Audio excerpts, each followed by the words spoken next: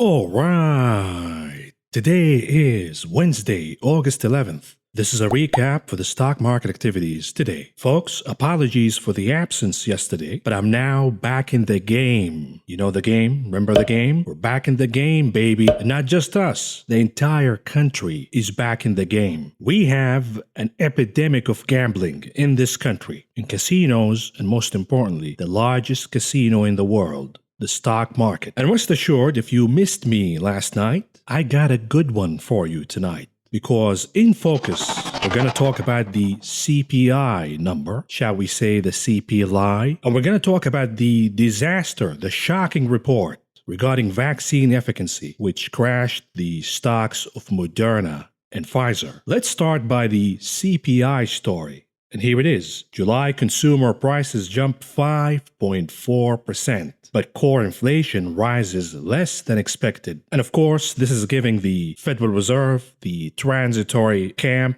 the Fed apologists, a reason to jerk off. Yes, inflation is rising higher, prices are rising higher, but inflation is moderating. The mental gymnastics once again. Prices that Americans pay for everyday goods and services accelerated in July as pent-up demand for travel and restaurants kept inflation hot, but about where economists had expected. The Labor Department reported Wednesday that its consumer price index rose 5.4% in July from a year earlier, in line with June's figure and matching the largest jump since August in 2008. This is what the transitory camp is celebrating, the largest jump in inflation since 2008. But rest assured, it's just transitory, like a Snapchat story. Inflation hits home appliance industry. Consumers pay up. Major appliance prices soar more than 12% in July compared to a year before, Labor Department reports. And the main question is, what does the Federal Reserve do right now? They continue to say that inflation will be transitory. Rest assured, trust us. We're going to average it at 2%. Now we have the second reading in a row of over 5%. So which formula are you using, Mr. Powell, to measure inflation at an average of 2%? Oh, he doesn't have a formula. Powell says we're not guided. We're not guided by any formula, any mathematical formula. We're just going to eyeball inflation. And here it is. Inflation is not going down. It is still elevated, and you can see the symmetry between where we are right now and before the crash in 2008, when oil prices jumped to over $100 a barrel. But rest assured, the Fed says yes, prices are going higher, and they will stay higher, but inflation is going down. What are you guys worried about? We told you inflation is going to be transitory, because if inflation doesn't turn to be transitory, part of the Fed's tools, quote-unquote tools, is propaganda and manipulation of the facts. Listen to the headline from Axios. Consumer prices rise in July, but rate of inflation slows. What does that even mean? Consumer prices rise, but inflation slows? What kind of drugs are you on? What kind of mental gymnastics are you playing? At the end of the day, if the prices that consumers pay are going higher, that is inflation to us. Regardless of whatever garbage, whatever fake number the cooks over at the government produce for us. Oh, inflation moderated. Oh, inflation is down from 5.4 to 5.2. You see, it is transitory. Oh, but a disclaimer, footprint, prices are going higher. And who started this garbage, by the way? Look no further to the Fed Chairman Jerome Powell, when he said in the last press conference that yes, prices are not going down. Prices will not reverse, but inflation will. The increases will happen. We're not saying they will reverse. That's not what transitory means. It means that the increases in prices will happen, so there will be inflation, but that the process of inflation will stop, so that there won't be further. When we think of inflation, we really think of inflation going up year upon year upon year upon year. That's inflation. When you have inflation for 12 months or whatever it may be, I'm just taking an example and not making an estimate, then you have a price increase, but you don't have an inflation process.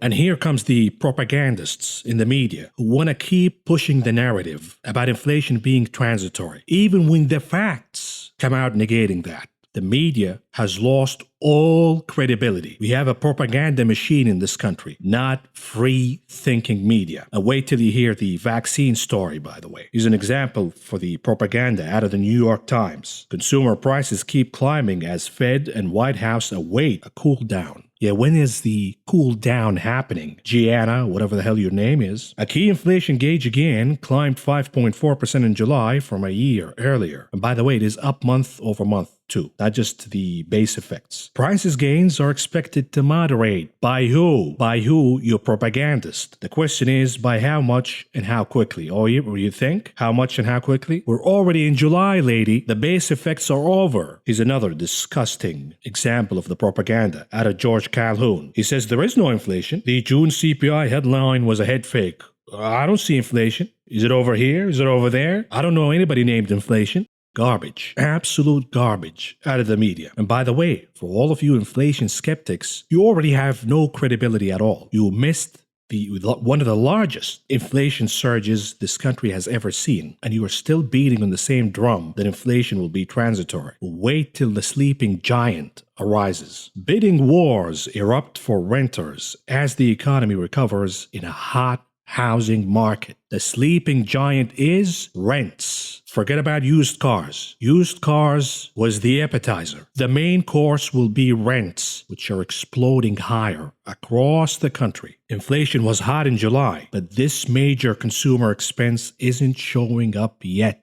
Keyword, yet. The BlackRock administration says they trust the Fed to take action on inflation if needed. If needed? Where is the action? You mean tapering, crashing the stock market, Mr. President? You mean raising interest rates and blowing up the entire global economy? What do you mean by action? The Fed has no choice but to crash the stock market and the economy to combat inflation. They have no tools. They're stuck between a rock and a hard place. And the only tool they have is faith. Hope and prayers that inflation will be transitory. Oh, and by the way, perhaps we have an ally in Delta. This is what the Fed and the Biden administration are cheering for. This is the only hope for inflation skeptics, and they're cheering for it. The truth is, we are in a loop. The Fed is in a loop. They cannot afford to end this party. They cannot afford to end the game. This is a zombified economy, hooked up on drugs. And the only reason we have this insane valuation in the stock market leading to companies hiring people and expanding is due to the cocaine of fake money coming out of the Federal Reserve. You cut the cocaine and the whole thing explodes. The stock market, the economy flattens in a second. The stock market will go down 50% at a minimum if the Fed removes, quote unquote, the accommodation. Since the financial crisis in 2009, the Fed is stuck in a loop. Raising interest rates, that's not a choice. You're going to blow up the entire economy. It is the same story over at Afghanistan. The U.S. been there for about 10 years. It is stuck in a loop. You have to stay there. Otherwise, when you pull out, the moment you pull out, the Taliban will take over. The U.S. been there for 20 years. 20 years. It took the Taliban 20 days to take over the country the moment the U.S. pulled out. Similar story with the markets. If the Fed pulls out, it's over. The whole thing crashes down. We are in a loop. When we talk about loops, here's another one. The eviction moratorium. They're going to keep extending it over and over and over again because we are stuck in a loop. Your two choices are, number one, let the moratorium expire and create the largest homelessness crisis this country has ever seen, or continue to extend and kick the can down the road. We're stuck in a loop, within a loop, and perhaps we need to elect Christopher Nolan to be our next president to solve this mystery. You want to talk about another loop? Here it is. The shots. Roll up your sleeves, ladies and gentlemen, because they're going to keep shooting you over and over and over, forever and ever and ever. It's another loop. You know, Moderna stock, we talked about Moderna, by the way, in the last video, the insanity of the stock move in Moderna. Well, today, the stock crashed. Moderna crash wipes out over $20 billion in market value after concerns the stock is overhyped. Now understand this, when a stock wipes out $20 billion worth of value, worth of fake value in a single day. What does that say? We are now in a market that is walking on a tightrope across a volcano, and somehow the Fed and the propagandists over at CNBC and the likes continue to say we're going to cross safely. Trust us. You know, the Black Rocks of the world, they come out on television and say, you know what, we see the stock market up 15% by the end of the year. Goldman Sachs says we see the market up 10% by the end of the year, and they want to continue to lure you into this phony hope that this charade, this facade, is actually sustainable. Vaccine makers Moderna and BioNTech tumbled for a second day in a row, losing roughly $70 billion in combined value. This is the Ponzi scheme stock market, ladies and gentlemen. And by the way, yours truly shorted Moderna at the top. Ta-da! Now, understand this. A lot of you asked me, should I short Moderna when I started to talk about the ridiculous move in the stock. And I told you this. I'm never going to advise you to buy put options or short Moderna or any stock under a gamma squeeze because you're fighting the tide. And the likelihood is, if you get it wrong, you're going to lose big. Traders and investors look for reversal signals and confirmations before entering a short trade. But if you want to gamble and call a top, I get it. I do it too. Calling tops and getting them right can be extremely fun and profitable, as you're going to see with this example. But remember this, I also called the top in Moderna a few weeks ago, about 40% away from the top, and I entered a short trade, and I got a nice hot pie in the face. The good news is it tasted delicious. The bad news is it was the most expensive pie I ever ate. But I got these sons of bitches on the second try. Again, calling a top, but when you get it right, it's a lot of fun. And as Prince Machiavelli says, talk about your good trades and forgo talking about your bad trades. And then the populace will think that you're a genius. So let's talk about the good trade. I bought the 400 puts, the $400 puts, with the expiration date of August 20th for Moderna. My only regret is that I did not buy more. I should have gambled more. This is in my Robinhood account, by the way, aka my gambling account. When I joined the game, you know. I bought these for about $4.75 a piece. And today, at the highs of the day, the same puts, traded at about $42. So we're talking about 1,000% or more in gains in about a couple of days. This is why calling tops and trading them is a fun game, but it is a game, a gamble. And I will never, ever encourage you to gamble in the stock market. The big question is, why was Moderna down, by the way? Down big. Is it really because the stock is overhyped? Perhaps. The pump and dump using call options, you know, when the hedgies pump the stock higher, and then us retails, the dummies, chase later, they dump, they leave us holding the bag. The same old story. Perhaps that is the reason. But how about this? Moderna BioNTech plunge as EU studies possible side effects of mRNA shots. Finally, they're starting to study the side effects. Understand this, if you take the vaccine, the mRNA vaccine, and you get side effects, the likelihood is your doctor is going to dismiss you. The media will dismiss you. How dare you cast any doubt on the holy vaccines? Moderna and BioNTech stocks slumped by 15% each Wednesday on a report that Europe's drug regulator is studying 3 new conditions reported by a small number of people after vaccination with COVID-19 shots to assess if they may be possible side effects. The conditions were reported in patients who took the mRNA vaccines made by either Moderna and BioNTech Pfizer. But here's the big bomb, the big one. I've been talking about this, by the way, raising the concerns and the alarm about the efficacy by looking at the data out of Israel. People attacked me and said I'm a denier and just trying to spread propaganda. Understand this, I am supportive of the vaccines because I understand their utility, what they can do and what they can't do, their limitations. I do understand those. My wife works in healthcare. I'm against the politicization and the propaganda regarding the vaccines. Release the facts with full transparency and leave it at that. A new preprint study that raises concerns about the mRNA vaccine's effectiveness against Delta, particularly Pfizer's, has already grabbed the attention of top Biden administration officials. The study found that Pfizer vaccine was only 42% effective against infection in July. Ta-da! And now they're saying if this is not a wake-up call for the Biden administration, I don't know what is. Overall, it found that Moderna vaccine was 86% effective against infection over the study period, and Pfizer's was 76%. Moderna's vaccine was 92% effective against hospitalization, and Pfizer's was 85%. Good numbers, not bad at all. But the vaccine's effectiveness against infection,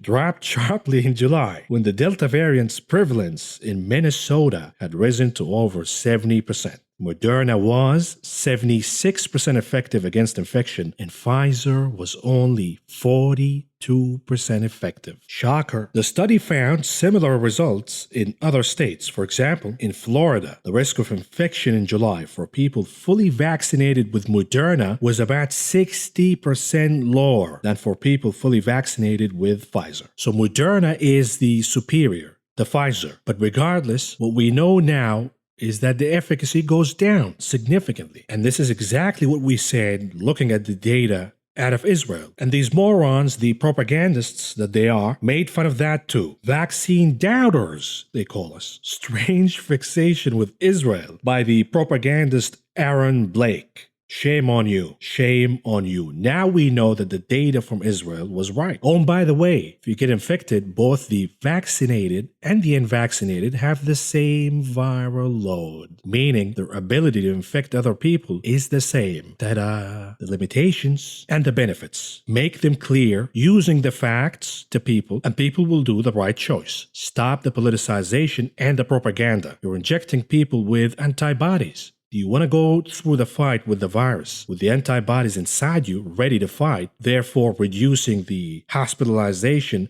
and severe illness in the vaccinated? Or do you want to take the shot, the other shot, not the real shot, aka the vaccine? You want to take a shot, meaning risk, and put your body under an intense fight with the virus to produce those antibodies. As simple as that, and people will make the right choice. Here's the propaganda from Axios. It is unclear whether the results signify a reduction in effectiveness over time, a reduced effectiveness against Delta, or a combination of both. Yeah, I think it's clear. We have enough data right now to conclude that the effectiveness goes down. And this was expected, by the way. It's not a surprise to anybody who did any research about mRNA vaccines. They're not intended to be permanent. They're going to lose efficacy by time and as new variants develop. And that, of course, back to the market. Are we going to have a third booster shot or not? You would think that this news will be good for the stock, as it perhaps suggests that we're going to see more shots, more boosters, meaning more profits for these companies, and therefore their stocks are rising higher. Look at the insider dumping by Moderna executives. This is not a table of dumping stock. This is a crime scene. These executives should have never been allowed to dump stock and get richer and benefit from the crisis, but they did it anyways. Anybody, by the way, raising question about this, that the executives continue to dump stock like crazy?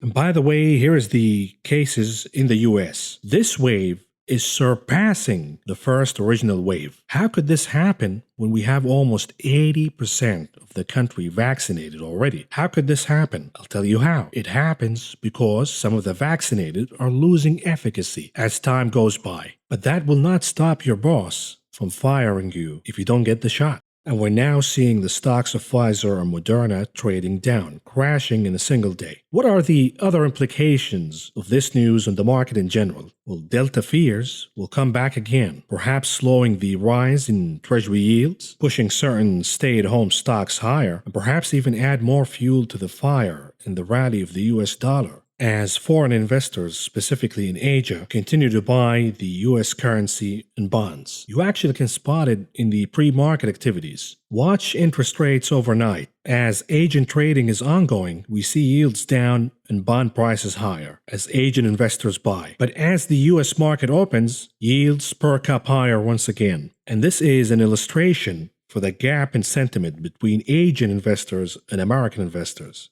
Delta is already hitting Asia pretty hard. We're seeing lockdowns, restrictions from Malaysia, Singapore, Indonesia, Thailand, Vietnam, all getting hit economically by the Delta wave. Meanwhile, investors here in the US dump bonds in the morning, pushing yields higher because we have this assumption that we are a highly vaccinated nation and therefore we're not going to have the same problems that other Asian countries are going through right now. This has been the assumption. The Asian investor has bearish sentiment and they continue to buy US bonds because they're getting hit harder by the Delta wave. What if the United States gets hit with a hard Delta wave? We are still in the beginning stages. Oh, and by the way, the vaccines lose efficacy. Will that reverse the sentiment among US investors to be aligned with Asian investors? Which means that yields stop and the TLT representing bond prices pushes higher again. What are the implications from this kind of move once again in the bond market on the equities market? These are the kind of things we have to think about. Reading the headlines about the efficacy of the vaccines and the action from Pfizer and Moderna stocks today. And we have interesting facts to cover regarding the breadth of the market, the lack of activities in the casino, in the options market. So let's do that. And here we go. The Dow Industrial Average closing in the green by 220.30 points, or a gain of 0.62%. The Nasdaq closing in the red, down 22.95 points, or a decline of 0.16%. The S&P 500 closing in the green by 10.95 points, or a gain of 0.25%. What about the sector's performance? Leading the pack at number 1 and capturing the gold medal, industrials. The number 2 for the silver, materials. The number 3 for the bronze, energy. The inflation trade is leading the market today, even though bond yields moderated and perhaps stopping as the bond market digests the data out of the CPI and the 10-year note auction that took place today, showing a lot of appetite of buying specifically from Asian investors. Yet the equities market reaction favored the inflationary trade. So I guess the question I'm raising here is, which one has an accurate presentation of what's going on regarding inflation, the market sentiment regarding inflation? Is it the action in bond yields, which was flat today, or is it the action in the equities market where the inflation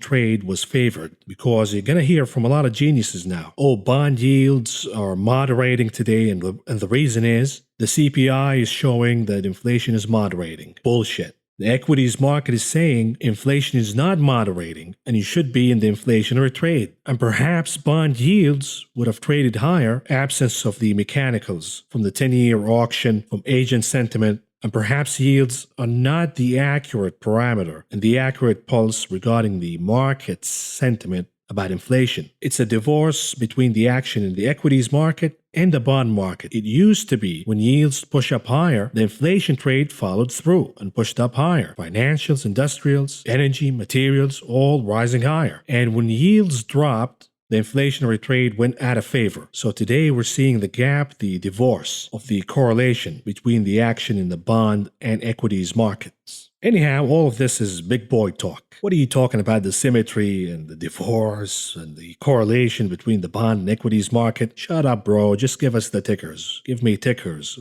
or give me death. I'll give you tickers at the end of the video though. For now, I'm moving on to the market's internals. The NYSE 66% advancing versus 31% declining. The Nasdaq 44% advancing versus 53% declining. And the majority of the moves are coming out of earnings or options plays, extremely short-term scope. The market is neutral here. It's about to make a big move, one way or the other. In the meantime, it is processing the information before making the move up or down. What about futures? What's going on here? We have crude oil rebounding higher, the WTI and Brent all rising higher by over 1% today. Even though we had some bad news regarding crude, the Biden administration is now putting pressure on OPEC members to increase supply, as the administration, the BlackRock administration, is under heat due to the high gasoline prices in this country, the price at the pump. Consumers are complaining, and the BlackRock administration is turning up the heat on OPEC. Produce more, increase supply. And of course, this is all confusing. OPEC delegates said on Wednesday they saw no need to bring back oil faster. Saudi officials said they were confused by the Biden administration stance, which is seeking to reduce oil consumption while asking OPEC to pump more oil, aka calling the hypocrisy of the Biden administration. And this is another loop, by the way. Speaking of loops, a loop within a loop within another loop, crude oil prices. The geniuses last year, as we were heading into elections, said if Biden gets elected, it will be the death of crude oil prices. Exxon, Chevron, they will all crash and never come back. And I told you in this channel that the election of Joe Biden will be the best thing that ever happened to the oil industry since 2008. And right away, crude oil prices surged higher after the November election. And the reason is the Biden administration will adopt tough policies against big oil and gas and more friendly policies to ESG, electric, wind, etc. The result of these policies is higher crude oil prices. Can't have your cake and eat it too. Either you want green energy or cheap oil prices, cheap gasoline prices. And now the Biden administration is stuck in a loop. OPEC will respond and say, get lost. We're not raising output right now, not with the Delta fears and the potential of an economic slowdown. What is the alternative if oil prices continue to rise higher? Is it violating the campaign promises and bringing back shale oil in this country? That's not a choice. So what is the alternative when oil-producing countries say, get lost, we're not raising the output, we're interested in keeping oil prices higher? And you have no choice available at all of reigniting oil production in this country to increase the supply. Either you continue the same policy and oil prices continue to rise higher and higher and higher, or you violate your policies, your campaign promises, increase the oil supply, crashing crude oil prices significantly, which leads us to the next loop for oil and gas companies, shale producers, even if they get the go-ahead, start pumping oil once again. If they do, oil prices will crash, and therefore these companies will be not profitable at all. The margins will be extremely slim in the business. And here's the loop. Do you continue to keep doing what you're doing, pumping oil, pushing the prices down, and enjoy slim margins? Or do you quit altogether? And if you do, this is the end. You go out of business. And while you go out of business, you see crude oil prices rebounding higher. This is the loop once again. Loop within a loop, within a loop, within another loop. Let's keep looping. Softs, coffee continues to surge higher, along with cocoa. Meanwhile, declines for lumber, sugar, cotton, and OJ futures. The US dollar moderated today at the resistance of 93, which was good enough for some short covering here in gold, silver, platinum, copper, all rising higher. The only decliner in metals is palladium. What about meats? Lean hogs, the big tech, making a comeback,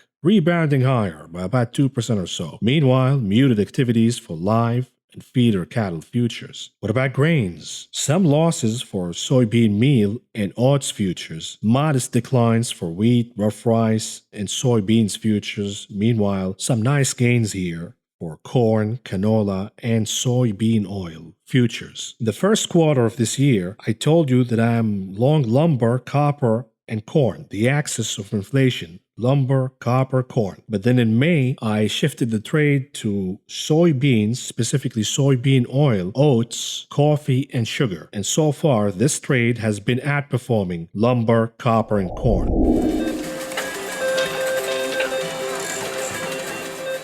Moving on to the big casino, the options market, and let's see how the tables did today. Not so good. It's a ghost house, the casino today. No action at all. Apple at number 1 with about 550,000 contracts. This is the highest for the day. Nothing is trading over 1 million, and about 63% of the options traded for Apple were calls. At number 2, Exxon. What a surprise. XOM at number 2 with about 500,000 contracts, aka 500,000 contracts. About 97% of those were calls. This is usually, not always, usually, is a contrarian indicator, signaling that ExxonMobil will drop down and will not trade higher. Therefore, holders or hodlers are selling calls as a hedging strategy. What about number 3, Tesla, the souffle? With about 500,000 contracts, about 63% of those were calls. Walmart is starting to move higher. AMD down big along with AMC, both of them down. Perhaps the gamma squeeze is over here. Likewise, Moderna, the volume is going down, but perhaps we're about to see the squeeze in Walmart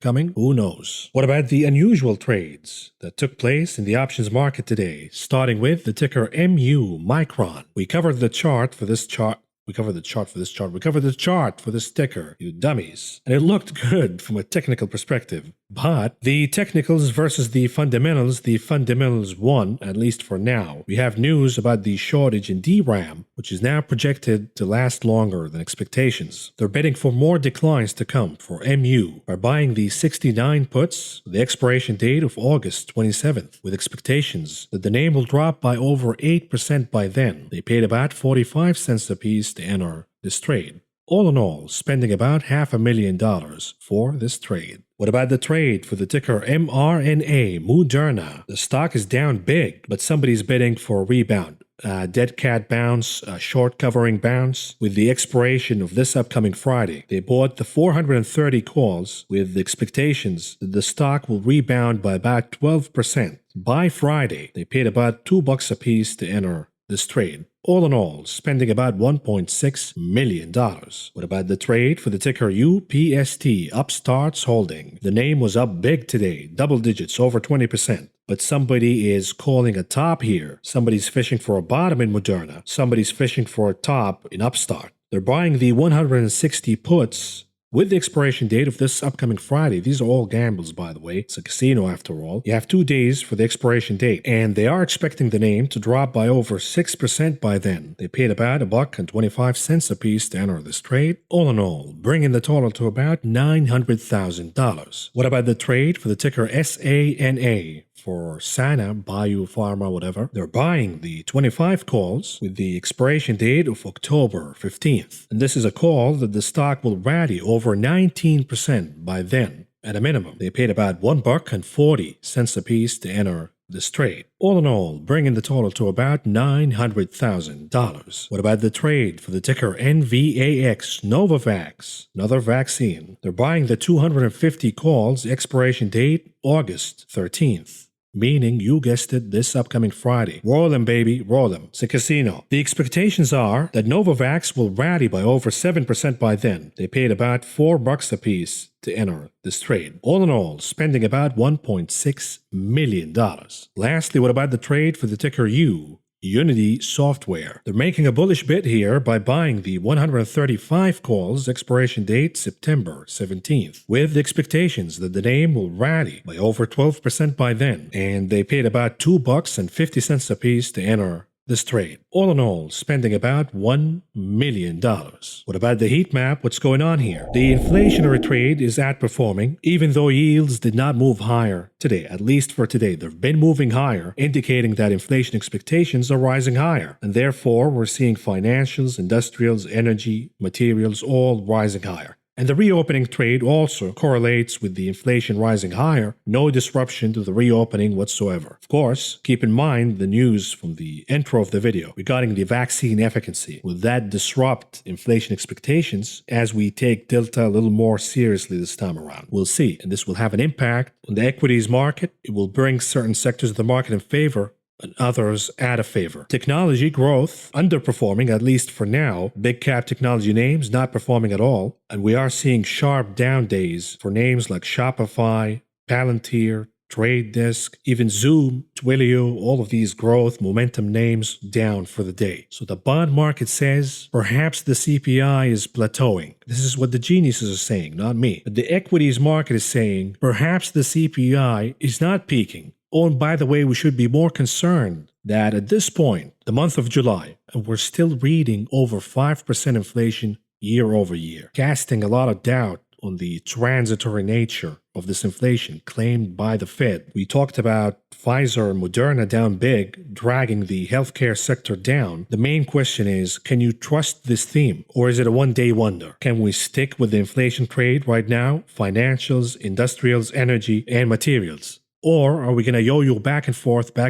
between themes and others? Who has conviction to follow a theme right now? Nobody. You're seeing it in the options market. The majority of trades are short-term bets. Nobody can see what's going on in the future. Lots of uncertainty here from the Fed, from tapering, from from Delta, so you have to take it one day at a time before assuming that one theme will stick and the other will not. Or even assuming that there will be a theme where the market can go down altogether. It is called a correction, which is a normal and healthy part of any market. Moving on to charts, starting with the SPY 30 minutes chart, we're using a line chart here to illustrate the consolidation range. The chart is moving away from the consolidation range, breaking up higher. Is this bullish or bearish? This is bullish. You cannot argue about it. This chart right now is bullish. No problem at all. When we move on to the daily chart of the continuous contract on the SPY, once again from a candlestick pattern, the action is bullish. Bull flag consolidation, which will break to the upside. The negative divergence on the RSI is reversing, further indicating that the chart is becoming more bullish in the odds of the breakout higher or lower. And the reason is, well, the inflation trade is outperforming. The SPY includes financials, industrials, energy, and materials. If these outperform, the SPY will move higher, specifically if the big cap technology names are flat or not selling off aggressively. But we just talked in the heat map analysis. Can you trust the sustainability of any theme right now? The answer is no. The market flip-flops every single day. So can you trust the tilting to bullishness in this chart? Maybe, perhaps, but I do have a healthy dose of skepticism. What about the NASDAQ 30 minutes chart? Falling below the channel, we had a bear flag consolidation pattern broken to the downside today, and the Nasdaq is trading away from the channel. The good news is it held the support of 365.5. So we don't have a confirmation yet if this is a break out of the bullish channel trend, a failure of the trend to move higher, and therefore a reversal signal for us traders to follow and short the Nasdaq, not for disciplined traders. The confirmation is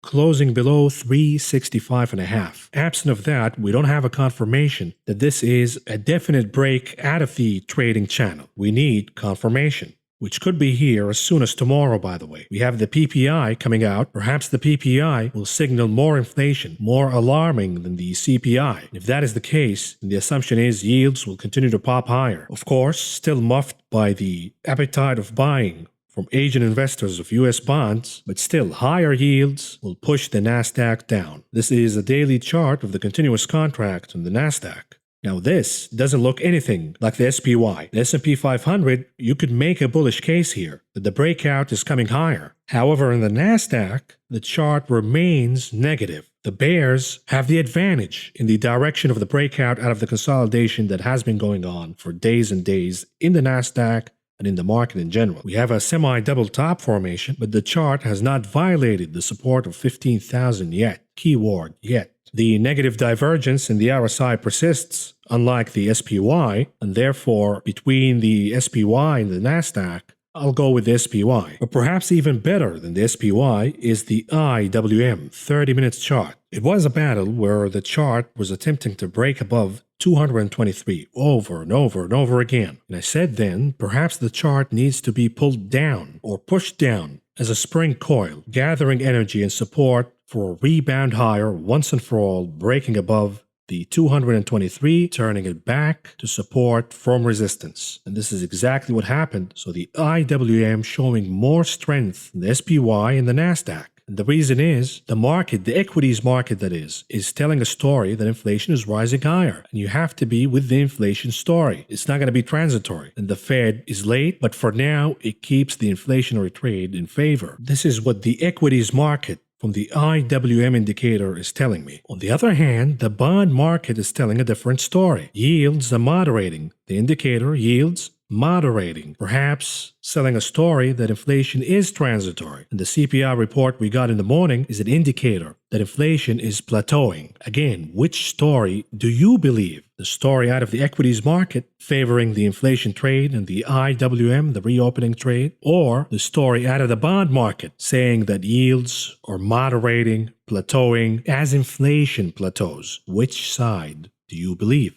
Moving on to the Dixie, what's going on here? Holding ground here around 93, perhaps consolidating or even selling off for a little while, forming the handle part of the cup, and then popping above 93 once and for all. This is the outlook, at least for now. And by the way, when you go to a weekly chart in general, a weekly chart, line chart, in the grand scheme of things, the pattern is a very large cup and handle formation. So on the daily, you have a cup and a potential handle to be formed. On the weekly, you have a cup and handle already. So we have a cup and handle within a cup and handle. Once again, Christopher Nolan. Gold, what's going on here? The Dixie moderating, holding ground, trading to the downside slightly. This was a relief day for gold as shorts cover. The question is, when shorts cover, it is usually a dead cat bounce. If the dollar is projected to bounce higher and trade above 93, then this bounce in gold is not sustainable. I wouldn't touch gold right now, even with your money, because the Dixie is rising higher, yields are rising higher, Bitcoin is rising higher.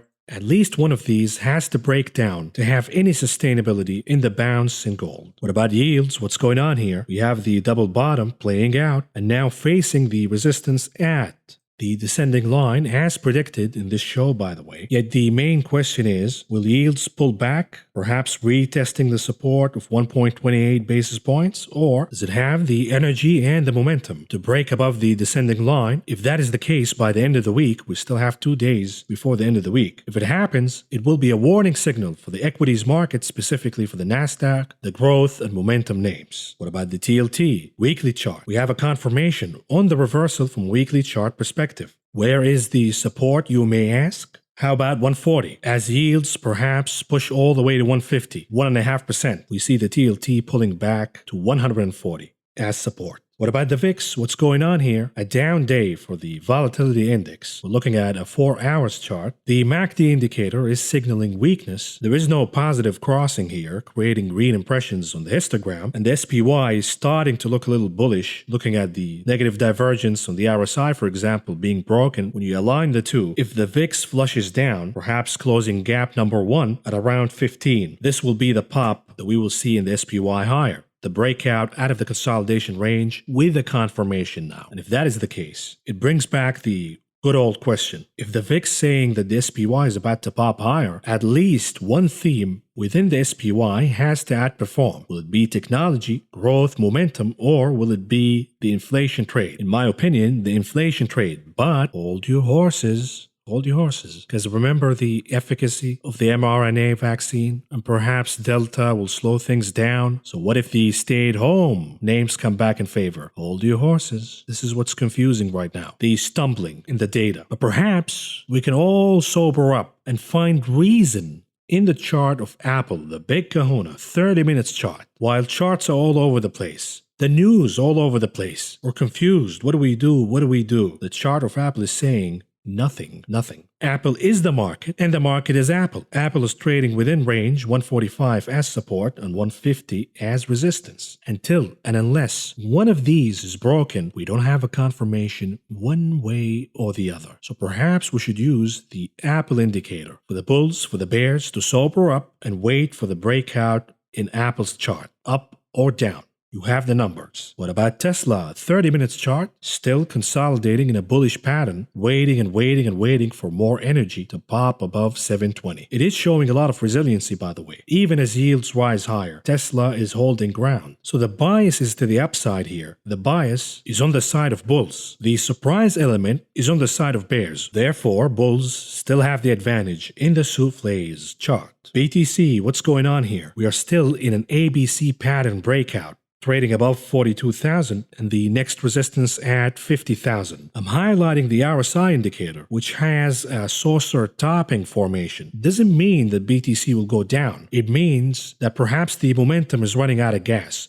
It needs a break. It needs consolidation. It needs regathering of energy before resuming the rally higher, all the way to 50,000. AMC, what's going on here? Not good. The report comes out. The stock trades higher, 4 or 5%. And in the morning, it trades higher by the tune of about 10%, only to lose all of the gains and close down by about 6% yesterday. This is a massive reversal candle, a warning shot that not only the technicals are bad, but also the sentiment. The sentiment is bad. We're seeing ape capitulation, moving away. This is not going to happen. We're not going to see the short squeeze. The road to recovery and restructuring this company is long, and we're not interested in restructuring the company. We're interested in tickers. Give us the ticker. We'll make 1,000% in a day, and this is not happening with AMC, not anymore.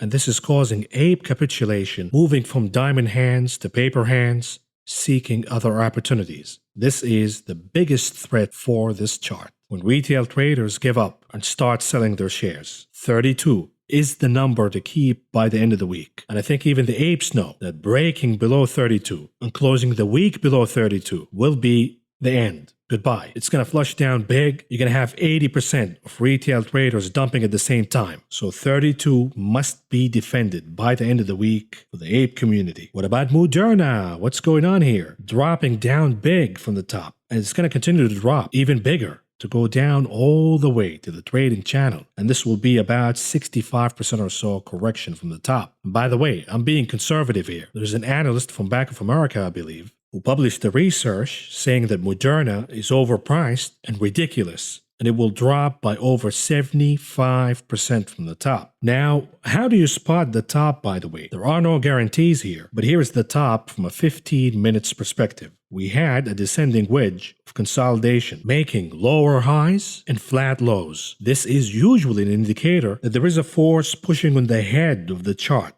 creating the wedge, and this force pushing the head of the chart to create lower highs will crack below the flat line, and that would be the top in the chart. And this is exactly what happened. Now you have the inverse pattern of ascending lows, meaning higher lows, and flat highs. This is a bullish pattern, indicating that there is a force pushing the chart from underneath to crack above the flat line of resistance. In this chart, in Moderna's chart, there is a force pushing this chart to the downside to break below the support line, the flat line of the wedge consolidation. Here's a bonus ticker for you. No guarantees, of course, but perhaps an oversold and hated stock rising from the dead. This is the chart of SPLK. One way we can see the chart as a cup and handle formation, which will break to the upside. Another way to see it is a bull flag consolidation, which will push the chart higher. Here's another one, a reverse head and shoulder formation. And here's another one, a descending line of consolidation, resistance, and it was broken, and now the chart is trading significantly higher, meaning that the bearish pattern, the bearish trend is over, and now the chart is attempting to create a new, fresh, bullish trend higher. Now understand this, if the Nasdaq as a whole and the software sector of the market goes down, then SPLK will not be the only survivor. Therefore, you have to weigh the risk versus reward. The technicals say that this is a bullish chart. You gotta buy this chart. The fundamentals say you gotta be careful, weigh in the bond market activities of pushing yields higher and that impact on the Nasdaq, the software names, etc., etc. We're moving on to the conclusion of this video. What do we have on the economic calendar tomorrow? Per usual, we have the initial jobless claims, but we also have the producer price index, the PPI. To me, the PPI is more important than the CPI, because it is a leading indicator for the upcoming CPI. If producers are paying higher prices, they're going to pass it to us in the next CPI report. Therefore, to me, the PPI is more important, the more accurate indicator of inflation. Lastly, what about the earnings calendar? We have Palantir, Disney, Airbnb, DoorDash, and SoFi. And with that, ladies and gentlemen, thank you for watching. Thank you for listening. This is all I got for you for now, but I will talk to you again tomorrow.